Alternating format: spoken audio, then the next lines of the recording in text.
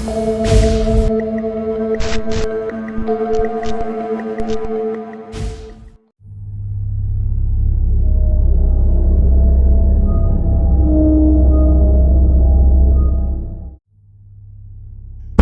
nama saya Firkon. Saya kuliah di Jogja, di salah satu kampus yang letaknya masih di daerah kota, sekitaran Glagahsari, dekat kebun binatang Gembira Loka.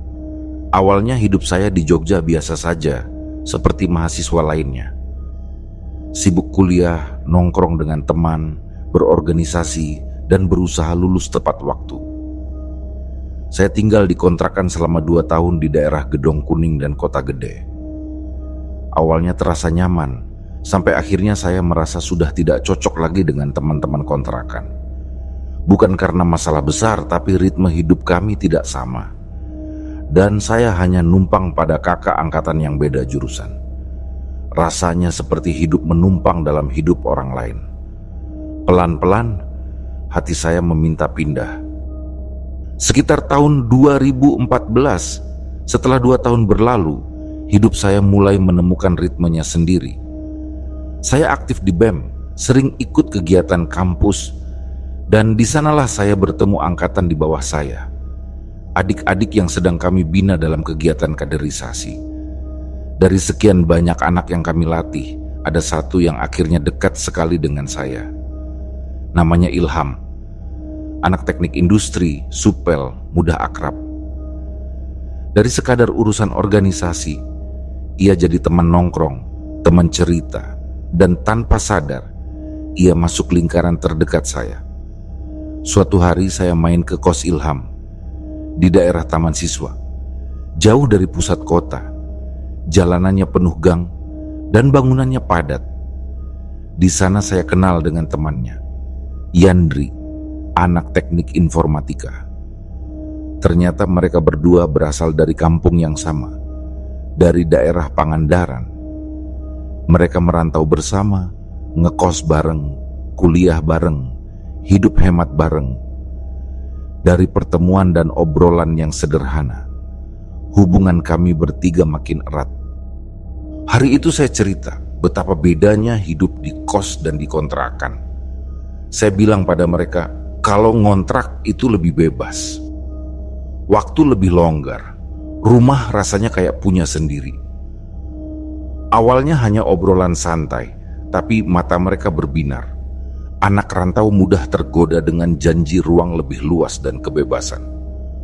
"Bang, gimana kalau kita ngontrak bareng?" tanya mereka. Tanpa pikir panjang saya mengangguk, karena memang waktu kontrakan saya tinggal sedikit. Dan entah kenapa, perasaan saya waktu itu menyetujui.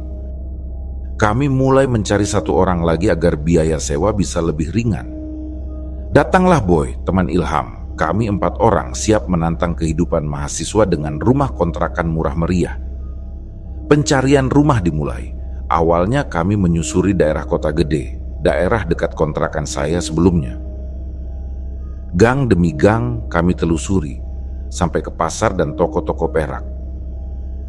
Semua rumah yang kami temui terlalu mahal. Tahun itu standar kontrakan bagus sudah di kisaran 18 sampai 20 juta setahun. Angka besar untuk anak kuliahan. Setelah lelah berkeliling, kami memutuskan mencoba daerah lain. Kami bergerak ke arah Terminal Giwangan. Daerahnya padat, jalannya bercabang-cabang, rumah banyak, tapi tidak semuanya terurus. Lalu, kami menemukan sebuah papan kecil di depan rumah tua, di kontrakan. Kami foto nomornya, menelepon pemiliknya, dan janjian survei seminggu kemudian. Hari survei tiba. Rumah itu terasa aneh sejak pandangan pertama. Cat luarnya hijau tua kusam, seperti sudah menua bersama waktu. Halamannya tak terlalu lebar, tapi cukup untuk 4 anak kuliah. Yang bikin kami kaget, rumah itu kosong, benar-benar kosong seperti lama tidak dihuni. Pemiliknya bilang mereka sekarang tinggal di daerah dekat Kali Code, dan rumah ini dibiarkan tak berpenghuni bertahun-tahun. Interiornya besar, ruang tamu luas, Sunyi, kosong. Di sebelah kiri berjajar 3 kamar. Bagian belakang ada satu ruang tanpa pintu. Bisa jadi kamar, tapi aneh. Rasanya melihatnya terbuka begitu saja, seperti mengundang sesuatu masuk. Ada garasi dengan pintu geser, dapur di ujung, dan kamar mandi di bagian paling belakang, tersembunyi dari ruang utama. Harga sewanya mengejutkan, hanya 15 juta setahun dan masih bisa ditawar. Di saat rumah lain meminta hampir 20 juta, rumah ini menawarkan harga yang terlalu baik untuk dilewatkan. Kami tawar sampai sekitar 14 juta dan disetujui tanpa banyak tanya. Kami tidak curiga saat itu. Yang ada hanya rasa senang dan bangga. Rumah besar dekat kampus, harga murah, dan kamar masing-masing. Ilham memilih kamar depan yang punya jendela keluar. Yandri memilih kamar tengah. Boy mengambil kamar paling belakang. Dan saya menerima ruang yang tidak ada pintunya itu. Hanya disekat, nanti tinggal dipasang tirai. Saya tidak keberatan. Saat itu saya hanya berpikir hemat. Karena dana saya paling pas-pasan di antara mereka, saya menerima saja ruangan yang tanpa pintu itu. Letaknya di tengah, persis menghadap ruang tamu yang luas dan kosong. Hanya ada sekat setengah badan, sisanya terbuka. Saya minta sekatnya ditambah sedikit dan diberi tirai. Tidak perlu pintu, pikir saya waktu itu. Toh ini cuma soal privasi. Tapi kemudian saya sadar, bukan hanya manusia yang bisa melihat ke ruangan itu. Kami sudah deal soal pembagian kamar dan mulai membereskan rumah. Kami pun beli piring, wajan, sendok, kompor gas, semuanya dari nol. Suara tawa kami memenuhi rumah untuk pertama kalinya setelah sekian lama ia sunyi. Namun sejak hari pertama, ada sesuatu yang ganjil. Lampu ruang tamu. Lampu itu kami ganti dengan yang baru, watt besar, merek terkenal. Tapi cahaya yang keluar hanya remang.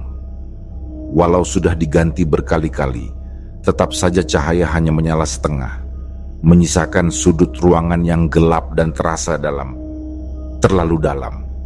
Ruang tamu itu kosong, tak ada kursi, tak ada karpet, hanya lantai kosong yang luas. Cahaya lampu yang lemah membuat bayangan sudut-sudut ruangan tampak hidup. Kadang, ketika kami lewat, rasanya seperti ada yang bergerak di sisi mata, tapi ketika dilihat lagi, hanya ruang kosong yang menatap balik dalam diam. Selain lampu, ada hal lain, yaitu keran air. Terdengar sepele, tapi keran di depan dan di dapur selalu menetes. Pelan, konstan, menyusup ke telinga saat malam. Sudah kami ganti berkali-kali, tetap begitu. Bocornya bukan dari sambungan, tapi dari lubang ujung keran. Air seperti keluar sendiri, kecil, dan tidak mau berhenti. Hari-hari berlalu, kami mulai terbiasa. Aktivitas kampus menyita waktu, jadi rumah hanya tempat pulang untuk tidur. Tapi semua berubah saat satu malam saya pulang lebih dulu. Malam itu saya capek berat. Badan rasanya runtuh. Begitu rebahan, mata langsung terpejam. Lalu terjadi hal yang saya benci dari dulu. Ketindihan. Tubuh saya kaku. Nafas pendek. Mata terbuka, tapi tidak sepenuhnya bebas. Saya bisa melihat bayangan ruangan saya samar-samar. Tirai sedikit bergoyang, entah karena angin atau bukan. Saya mencoba teriak, tapi suara saya seperti tenggelam di tenggorokan. Dan saat itulah saya merasakan sesuatu berdiri di luar sekat kamar, tepat di ambang pandang antara ruang tamu dan ruangan saya. Tidak ada wujud jelas, tapi rasanya seperti seseorang mencondongkan tubuhnya, mencoba melihat saya dari balik sekat itu. Saya memaksa menggerakkan tangan, tapi tubuh terasa ditahan sesuatu. Jantung saya berdetak keras, tapi suara itu teredam dalam kepala. Dan baru ketika saya hampir pasrah, terdengar suara langkah seseorang masuk rumah. "Assalamualaikum," saya ingin membalas. Tapi suara saya tertahan. Hanya di kepala saya yang menjawab. Saya dengar orang itu, mungkin Ilham, mungkin Yandri, mendekat ke kamar. Nafas saya makin cepat. Saat sosok itu memanggil saya pelan, baru tubuh saya bisa bergerak. Saya bangun, seperti terlepas dari cengkeraman gelap. "Kamu kenapa?" Saya tidak tahu siapa yang menampar pipi saya pelan sampai saya sadar, tapi rasanya seperti ditarik keluar dari sesuatu. Saya hanya terengah-engah, keringat dingin membasahi punggung. "Aku tadi nggak bisa gerak," kata saya. "Tadi ada yang..." Tapi saya hentikan kalimat saya. Tak ingin terdengar seperti orang yang baru saja melihat sesuatu yang tidak ada. Mereka menyuruh saya istirahat. Saya mencoba tertawa kecil, tapi dada saya masih sesak.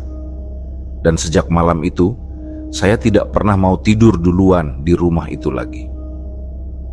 Saya selalu menunggu salah satu dari mereka pulang, sekadar memastikan saya tidak sendirian di rumah yang terlalu sunyi itu. Tapi ternyata kejadian itu hanyalah pembuka. Sore itu rumah benar-benar sunyi. Saya sedang bersiap pergi, merapikan tas, dan memastikan pintu utama siap terkunci. Boy sudah keluar lebih dulu dan gitarnya terlihat bersandar tenang di dinding kamar seperti biasa. Tidak ada tanda apapun yang terasa janggal. Namun tepat saat kunci hampir menutup pintu, dari kamar Boy tiba-tiba terdengar suara petikan gitar yang keras dan jelas. Seluruh bulu kuduk saya berdiri. Jantung berhenti sepersekian detik. Boy sudah pergi sejak beberapa menit lalu. Saya tahu itu. Kamar itu seharusnya kosong. Saya tidak menoleh, tidak mengecek, tidak memberanikan diri melihat apapun. Insting hanya menyuruh saya segera keluar. Langkah saya cepat, hampir berlari, namun tertahan agar tidak panik terlihat dari luar. Pintu saya kunci dengan tangan gemetar, lalu sekilas saya menatap bangunan itu. Untuk pertama kalinya, saya merasa rumah itu tampak sadar, seperti sedang memperhatikan. Beberapa hari kemudian, kejadian yang lebih sulit dijelaskan muncul. Saat itu saya sedang memasak mie instan di dapur. Aroma kuah mulai naik ketika terdengar suara pintu kamar Boy seperti baru saja dibuka. Disusul salam khas suara Boy, terdengar jelas dan dekat. Saya menjawab sambil tetap mengaduk air panas dan mengira Boy baru pulang lebih cepat dari biasanya. Namun hanya beberapa menit kemudian terdengar suara motor masuk halaman. Motor Boy. Dia masuk rumah sambil melepas helm, terlihat baru pulang. Melihat ekspresi terkejut saya, Boy justru mengira ada sesuatu yang terjadi pada saya. Ketika saya mengatakan bahwa ia barusan masuk dan memberi salam, dia kebingungan. Boy menegaskan bahwa ia baru saja sampai. Saat itu wajah saya terasa dingin. Mie yang saya pegang mendadak hambar. Dalam hati, saya mempertanyakan siapa yang barusan berbicara dari arah kamarnya. Beberapa hari setelah itu, Boy jatuh sakit cukup parah. Diagnosanya demam berdarah. Orang tuanya datang, marah karena menganggap rumah itu tidak terurus dan lingkungan kontrakan tidak sehat. Tanpa banyak diskusi, mereka membawa Boy pulang dan melarangnya tinggal di sana lagi. Secara logis, hal itu bisa diterima. Namun, ada bagian hati yang tidak bisa menyangkal perasaan lain. Seakan sakitnya Boy datang setelah sesuatu pulang duluan lewat suara yang menirunya. Setelah Boy pergi, kamar belakang menjadi kosong. Rumah terasa jauh lebih luas, terlalu luas. Tidak lama kemudian, seorang teman bernama Jaka pindah menggantikan Boy. Mahasiswa informatika yang lebih banyak menghabiskan waktu di rumah. Saya sempat merasa lega, mengira rumah akan terasa lebih hidup. Namun ternyata, karena ia paling sering di rumah, ia pula yang paling banyak merasakan gangguan. Suatu malam ia bercerita dengan wajah yang pucat. Katanya, ketika ia baru menyalakan laptop di kamar, terdengar suara langkah cepat di ruang tamu, seperti seseorang berlari melintasi karpet. Ketika ia keluar untuk mengecek, ruangan itu kosong. Sama persis seperti kejadian yang pernah saya alami. Kami sepakat tidak membicarakan terlalu jauh, tetapi malam itu di kafe ia sempat menyampaikan firasat yang membuat meja mendadak hening, bahwa rumah itu sepertinya tidak kosong. Yandri dan Ilham hanya menanggapinya dengan santai. Mereka memang jarang pulang, jadi wajar jika tidak pernah merasakan hal yang sama. Sementara saya dan Jaka hanya saling menatap, paham bahwa hanya kami yang sering berada di rumah itu, dan hanya kami yang mengetahui apa rasanya. Beberapa minggu kemudian, gangguan yang dialami Jaka semakin nyata. Suatu malam ia mengantar teman perempuan pulang. Setelahnya, ia kembali ke kamar, menyalakan laptop, dan baru beberapa menit berlalu sebelum terdengar suara benda pecah keras dari dapur. Ketika dicek, beberapa piring yang tersusun rapi mendadak jatuh dan pecah di lantai. Tidak ada alasan logis. Rak piring tetap berdiri kokoh, namun pecahan memenuhi lantai. Dan kejadian itu bukan satu-satunya. Dalam beberapa hari berikutnya, suara piring jatuh menjadi kejadian berulang. Pada titik tertentu kami berhenti kaget, karena ketakutan lambat laun berubah menjadi kebiasaan yang terasa pasrah. Akhirnya saya hanya berkata pelan pada Jaka bahwa mungkin memang ada sesuatu yang tinggal bersama kami. Ia hanya mengangguk pelan, seolah sudah menerima kenyataan sejak awal. Tidak lama setelah kejadian-kejadian sebelumnya, kami kebetulan sedang berkumpul lengkap di rumah. Malam itu suasana ramai, kami menonton sesuatu bersama, tertawa kecil untuk mencairkan perasaan tidak enak yang belakangan sering muncul. Keberadaan kami yang lengkap membuat rumah terasa sedikit lebih hangat. Namun ketenangan itu tidak bertahan lama. Dari arah dapur terdengar suara keras, seperti tumpukan piring jatuh dan pecah berantakan. Suaranya jelas, tidak mungkin salah dengar. Kami spontan saling menoleh, kemudian serempak menuju dapur. Pemandangan yang kami temukan membuat kami terdiam. Piring-piring yang sebelumnya tertata rapi, kini berserakan di lantai. Bahkan beberapa pecah di sudut lantai. Saat itu Jaka hanya menghela napas panjang, seakan membenarkan seluruh ceritanya terdahulu. Kami membereskan pecahan-pecahan piring itu satu persatu dalam diam, hanya rasa tidak nyaman yang menempel kuat di dada. Setelah itu kami sepakat keluar rumah dan menuju kafe langganan, hanya untuk menghindari rumah yang rasanya semakin sesak. Ada perasaan getir saat salah satu dari kami berbisik bahwa mungkin sudah waktunya menerima kenyataan. Kontrakan itu memang bukan rumah biasa. Beberapa hari selanjutnya, Ilham akhirnya mengalami sesuatu. Ia bercerita bahwa kucing peliharaannya menatap plafon kamarnya dalam waktu lama, tidak bergerak sama sekali. Pandangannya fokus ke titik tertentu di langit-langit, seperti mengikuti sesuatu yang tidak terlihat.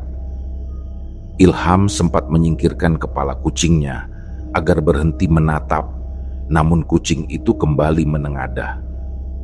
Ada rasa aneh yang muncul, semacam konfirmasi dari makhluk yang tidak bisa berbicara. Perlahan, keyakinan kami semakin kuat, ada sesuatu di rumah itu. Waktu berjalan dan suasana rumah sempat tenang untuk beberapa minggu. Kesibukan kuliah dan kegiatan kampus mulai mengalihkan pikiran kami. Bahkan saat masa ospek tahun ajaran baru dimulai, saya sempat membuka usaha kecil-kecilan bersama adik tingkat, menjual takoyaki di kantin kampus. Setiap pagi saya bangun selepas subuh dan mulai memasak adonan, menyiapkan loyang, memanaskan teflon, dan memasak takoyaki satu-satu. Bisnis kecil itu berjalan cukup baik, modal kembali, bahkan sudah mulai untung. Rutinitas baru itu membuat saya banyak berada di rumah pada waktu pagi, saat suasana masih sepi dan udara dingin. Dan disitulah kejadian yang paling membekas terjadi. Pagi itu jam 5 lewat sedikit, saya sudah menyiapkan 2 loyang takoyaki. Rumah tenang, hanya suara kompor dan peralatan dapur. Tiba-tiba Yandri keluar kamar membawa handuk, terlihat seperti ingin mandi. Ia melangkah melewati dapur tanpa bicara. Saya menyangka ia mengantuk, jadi saya tidak banyak memikirkan. Tidak lama kemudian terdengar suara air dari kamar mandi. Suara gayung, percikan air, seperti orang mandi, benar-benar ada di dalam. Suaranya jelas, natural, tidak ada yang ganjil. Hingga tak lama setelah itu, Yandri keluar kamar lagi. Masih mengantuk, masih memakai pakaian yang sama, seperti sebelum masuk kamar mandi tadi. Saya menatapnya bingung. Ia menguap sambil berjalan melewati dapur, seakan baru benar-benar bangun. Saat saya bertanya, bukankah kamu baru saja mandi? Tapi ia menjawab bahwa saya baru bangun tidur. Ketika saya mengatakan bahwa saya sudah melihatnya masuk ke kamar mandi, ia terdiam sesaat, lalu menolak untuk membahas lebih jauh. Raut wajahnya menunjukkan ketidaknyamanan yang sama dengan yang saya rasakan. Kami lalu mengecek kamar mandi. Ada air membasahi lantai. Bak mandi berkurang isinya. Namun kamar mandi kosong. Tidak ada siapapun. Yandri hanya berkata singkat bahwa ia tidak ingin memikirkannya lebih jauh, lalu kembali ke kamarnya. Saya kembali memasak dalam diam, namun kali ini tangan saya gemetar. Beberapa menit kemudian, rekan-rekan usaha saya datang untuk mengambil pesanan. Saya cepat-cepat menyelesaikan adonan dan akhirnya ikut mengantar ke kampus. Ada satu kejadian yang sempat terlupa, tapi sesungguhnya menjadi titik di mana saya benar-benar sadar bahwa rumah itu bukan sekadar tempat singgah. Waktu itu kabarnya Gunung Semeru sedang erupsi. Sampai-sampai abu vulkaniknya dikatakan terbawa angin hingga ke Yogyakarta. Malam itu cuaca benar-benar aneh. Udara terasa panas, menyesakkan, dan seperti menekan dari segala arah. Saya masih terjaga saat itu. Rumah terasa tidak nyaman. Dinding seperti menyimpan hawa panas. Dan entah mengapa tubuh saya merasakan getaran halus. Seperti gempa kecil yang merambat dari lantai hingga ke tulang. Dalam ketegangan itu, saya merasa ada sesuatu berlari di dalam rumah. Bukan satu langkah, tapi banyak. Bunyi langkah itu terdengar dari setiap arah. Dari kamar depan, tengah, belakang. Dari sudut-sudut yang tidak terlihat. Padahal tidak ada seorang pun yang keluar dari kamar mereka. Ruang tamu di antara remang lampu yang redup terasa seperti menjadi titik pertemuan. Saat saya sendiri hendak melangkah keluar, kaki justru terhenti. Bukan karena tidak bisa bergerak, tapi karena dada menegang, seperti ada yang mengawasi. Malam itu rumah terasa penuh, namun bukan dengan manusia. Dan untuk beberapa detik, saya hanya berdiri di tengah rasa takut yang membeku. Setelah itu beberapa waktu rumah terasa tenang. Tidak ada gangguan besar. Sampai suatu malam kejadian berikutnya terjadi. Di bagian belakang rumah, ada garasi yang tidak pernah kami gunakan. Ada pintu geser besar yang menghadap sisi samping rumah. Kami tidak punya mobil, tidak pernah ada kendaraan lewat sana. Jalannya pun sempit. Namun sekitar pukul 1 dini hari, saya terbangun karena mendengar suara pintu geser itu dibuka pelan. Lalu suara mobil masuk. Bunyinya sangat nyata. Ban menggesek lantai, mesin berhenti, pintu mobil seolah ditutup perlahan. Saat itu saya sempat berdiri, ingin memastikan, tapi tidak ada kendaraan apapun, hanya kesunyian pekat. Tapi posisi pintu geser benar-benar terbuka setengah. Pagi harinya, Jaka yang bangun lebih dulu langsung membangunkan saya karena panik. Ia ingin memeriksa apakah ada maling masuk. Kami memeriksa seluruh rumah. Tidak ada satupun yang hilang. Pintu itu kemudian kami gembok dari luar. Dan saya pun hanya bisa mengakui pada Jaka bahwa malam sebelumnya saya benar-benar mendengar mobil masuk. Suaranya tidak mungkin salah. Tidak selesai di situ. Beberapa malam kemudian suasana kembali berubah. Setiap habis maghrib sampai isya biasanya ada penjual nasi goreng lewat. Dentingan alatnya terdengar khas. Ketukan kayu pada wajan, ritmis dan akrab. Namun pada malam itu, pukul 11 lewat, suara itu datang lagi. Ketuk-ketuk ritmis semakin dekat, seperti gerobak yang didorong tepat melewati samping rumah. Saya sempat berniat keluar membeli karena lapar. Suara langkah dorongan gerobak terdengar semakin dekat. Semakin dekat. Namun ketika saya membuka pintu, tidak ada siapa-siapa. Tidak ada gerobak. Tidak ada penjual. Tidak ada bayangan orang lewat. Yang ada hanya suara itu tanpa wujud. Dan yang paling tidak masuk akal terjadi tak lama setelahnya. Di belakang rumah ada sebuah musola, tidak terlalu jauh. Biasanya, jika ada warga meninggal, pengeras suara musola akan mengumumkannya. Suatu malam kami mendengar pengumuman kematian itu. Bacaan tahlil pembuka, lalu nama seseorang yang dikatakan meninggal. Suaranya jelas, lengkap dengan waktu pemakaman dan ajakan melayat. Wajar sampai esok paginya kami dengar warga. Tidak ada satupun yang meninggal. Tidak ada bendera kuning. Tidak ada tenda. Tidak ada kabar duka. Pengurus musola bahkan mengatakan tidak pernah ada pengumuman malam itu. Sampai hari ini saya masih tidak tahu siapa yang malam itu mengumumkan kematian seseorang di pengeras suara yang tidak dinyalakan manusia. Dan yang paling tidak masuk akal terjadi tak lama setelahnya. Di belakang rumah ada sebuah musola, tidak terlalu jauh. Biasanya, jika ada warga meninggal, pengeras suara musola akan mengumumkannya. Suatu malam kami mendengar pengumuman kematian itu. Bacaan tahlil pembuka, lalu nama seseorang yang dikatakan meninggal. Suaranya jelas, lengkap dengan waktu pemakaman dan ajakan melayat. Wajar sampai esok paginya kami dengar warga. Tidak ada satupun yang meninggal. Tidak ada bendera kuning. Tidak ada tenda. Tidak ada kabar duka. Pengurus musola bahkan mengatakan tidak pernah ada pengumuman malam itu. Sampai hari ini saya masih tidak tahu siapa yang malam itu mengumumkan kematian seseorang di pengeras suara yang tidak dinyalakan manusia. 3 hari setelah kejadian-kejadian itu, gangguan berikutnya datang. Malam itu saya masih terjaga. Waktu menunjukkan sekitar pukul 12:30. Laptop sudah saya singkirkan karena pekerjaan yang melelahkan, dan tangan sibuk menggulir layar ponsel.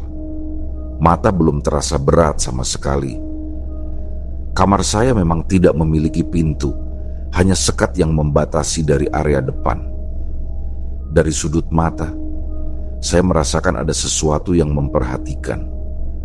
Awalnya saya kira hanya bayangan, tapi ketika menoleh di sana ada sosok, bukan bayangan manusia, bukan ilusi karena lelah. Sesuatu berbalut kain putih lusuh muncul di celah sekat. Tidak seluruh tubuhnya terlihat, hanya setengah dari bagian atas, cukup untuk menunjukkan Wajah pucat terbungkus kain dan sepasang mata kosong yang menatap lurus ke arah saya. Kepalanya menunduk sedikit dan itu adalah pocong. Bukan bayangan, bukan mimpi, benar-benar pocong. Tubuh saya langsung membeku. Jari kaku, tenggorokan kering, napas tertahan. Saya hanya bisa menatapnya dalam ketakutan yang tidak bisa dijelaskan kata-kata. Beberapa detik saya hanya membeku, menunggu apakah sosok itu akan bergerak mendekat atau merayap masuk. Saat saya berusaha melirik perlahan, sosok itu masih ada. Tidak bergeser, tidak hilang, hanya diam menatap. Tatapannya dalam, tidak memiliki emosi, tetapi memaksa jantung saya berdetak seperti palu yang menghantam dada. Akhirnya, saya menarik selimut perlahan, menutup seluruh tubuh hingga kepala. Berharap semua itu hilang saat mata terbuka. Saya tidak ingat bagaimana akhirnya tertidur. Yang saya tahu, malam itu saya menunggu pagi dengan tubuh gemetar di bawah selimut. Tidak lama setelah kejadian itu, gangguan lebih parah muncul lagi. Suatu sore saat baru kembali ke kontrakan, sekitar pukul 7:30 malam, saya membuka pintu rumah. Lampu ruang tamu yang selalu redup padahal sudah berkali-kali diganti, menyisakan cahaya suram. Saat itulah saya melihatnya. Sesosok tinggi berada di area lampu gantung tengah ruangan. Sosok itu tidak berdiri di lantai. Ia menggantung atau melayang, hanya separuh tubuhnya yang terlihat dari plafon ke bawah. Bagian atas tubuhnya menembus langit-langit. Tangannya muncul perlahan, lalu memutar bohlam lampu yang menggantung di sana. Ketika lampu diputar dan terlepas, bohlam itu jatuh pecah dengan suara keras di lantai. Ruangan langsung gelap, sosok itu masih di sana. Saya melihat siluetnya dalam temaram cahaya yang masuk dari kamar saya. Saat teman lain datang dan melihat kaca lampu pecah, mereka menuduh saya menjatuhkannya. Tapi saya hanya berdiri, masih bisa merasakan kehadiran sosok itu di atas, walau mereka tidak bisa melihatnya. Saya cuma bisa berkata lirih bahwa ada kuntilanak di plafon masih menggantung setengah tubuh. Setelah itu kami semua memilih keluar cepat-cepat. Tidak ada yang berani berlama-lama di dalam rumah malam itu.